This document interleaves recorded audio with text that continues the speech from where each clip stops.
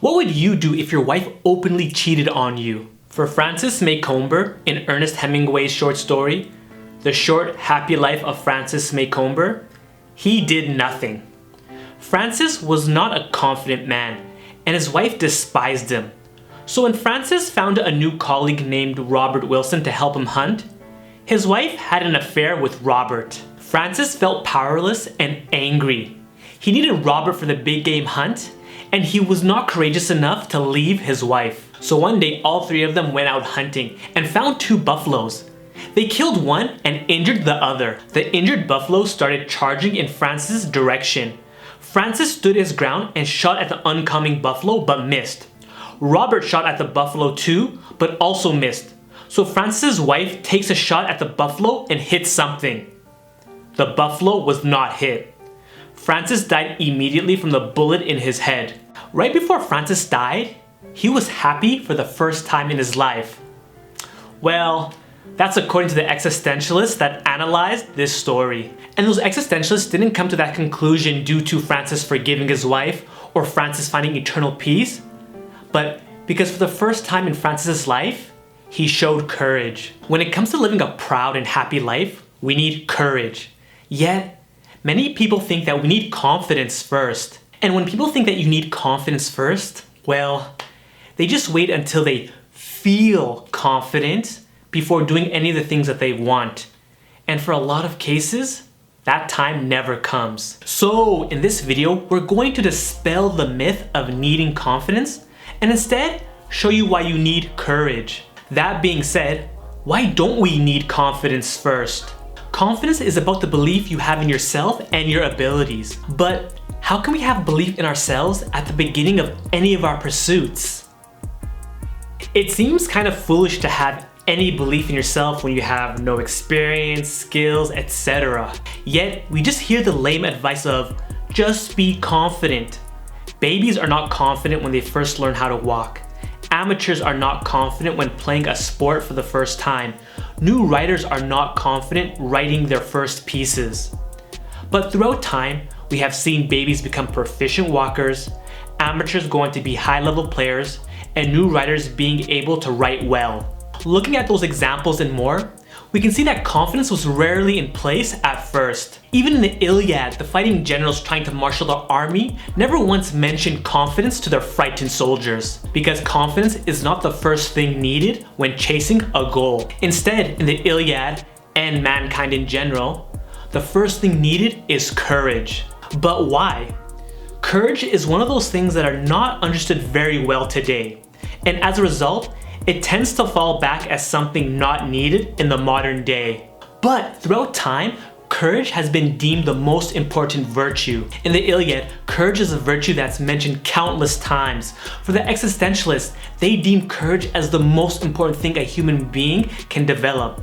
And for Aristotle, he deemed that courage was the first virtue to build all the other virtues on. But this doesn't answer the question of why courage is more important than confidence. The answer to that is that courage is all about moving forward in your pursuits despite doubt, fear, and anxiety. Any person who exemplifies courage is showing that they are not letting doubt, fear, or anxiety hold them back. Even though the person can't guarantee their success, it doesn't matter. The courage they are showing demonstrates that the person is growing into a higher or more mature level of themselves.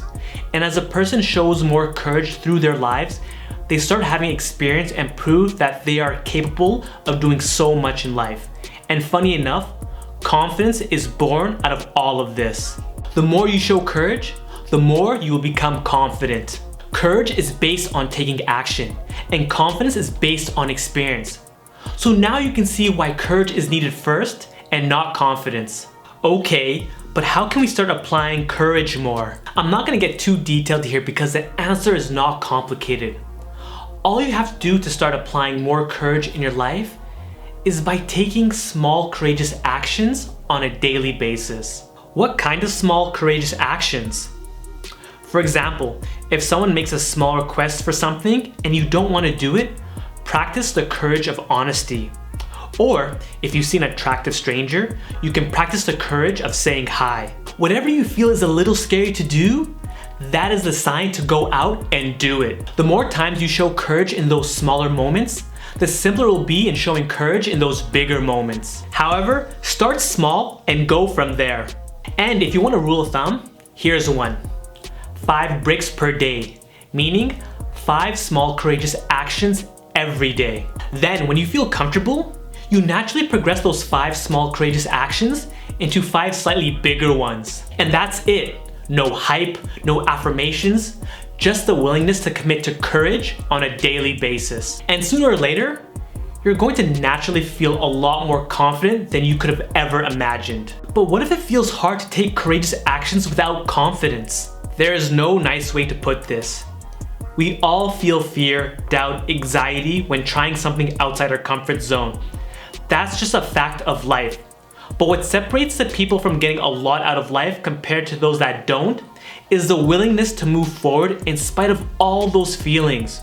So you have to be willing to show courage to get more out of life. Plus, you have to realize that there isn't a single person on earth who doesn't think they're going to fail or get embarrassed greatly when trying to achieve something outside their comfort zone, even when the person is an elite professional. Heck, Mike Tyson at his prime even had his own fears and doubts. And if you don't know who Mike Tyson is, he is one of the greatest boxers of all time.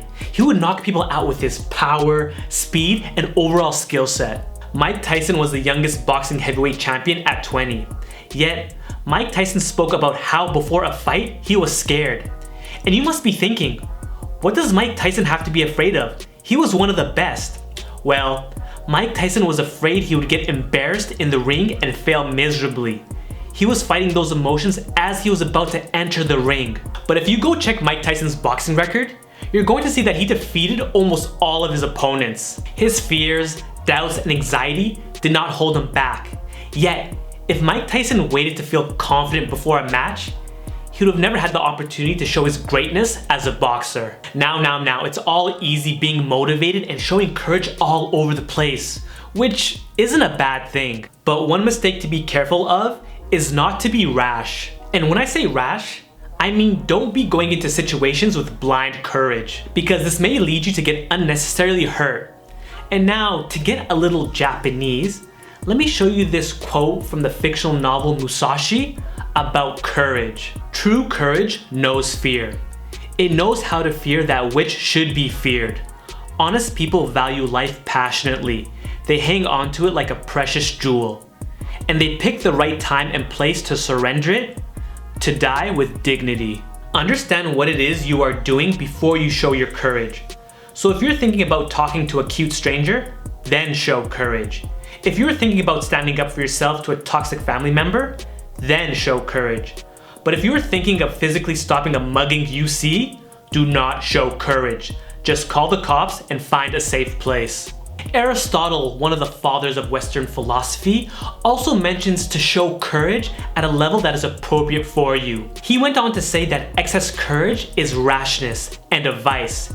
He also mentioned that a lack of courage is cowardice, which is also a vice. He wanted his students to show courage at a level that was appropriate for them.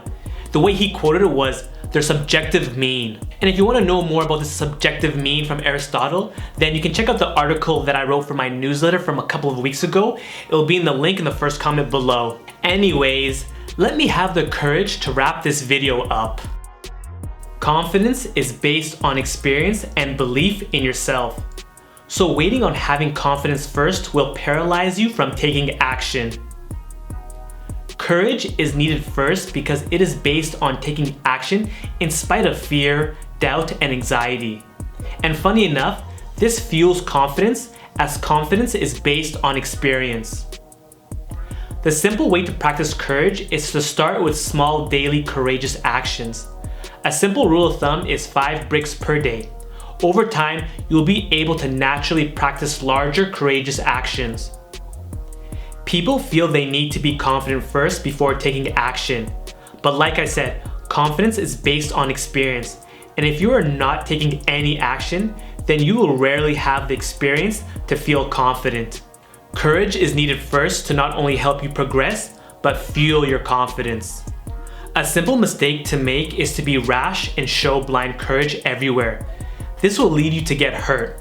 True courage is all about understanding what to fear and not to fear.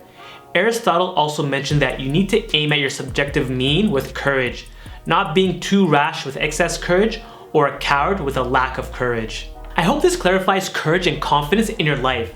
This is an important video that I'm probably going to put into an ebook, so it's best that you save it, because you will have the secret edge in showing courage while everybody is waiting to be confident. And that alone will lead you to live a happy life like Francis Macomber, but only longer. Alright guys, that's it for today. Thank you again for watching. Please don't forget to like this video, comment, subscribe to my channel, subscribe to my newsletter, and guys, remember, you're not just any type of nerd. You're a charismatic nerd.